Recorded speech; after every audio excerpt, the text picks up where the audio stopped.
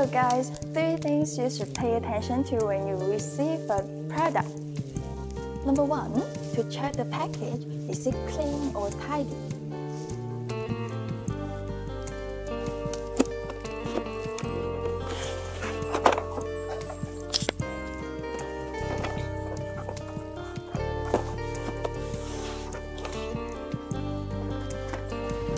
So number 2, we need to check the lamp body.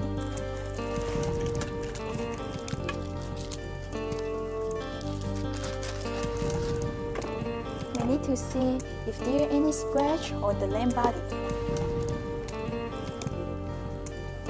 Number 3, to check the solar panel and see whether the accessory is completely provided.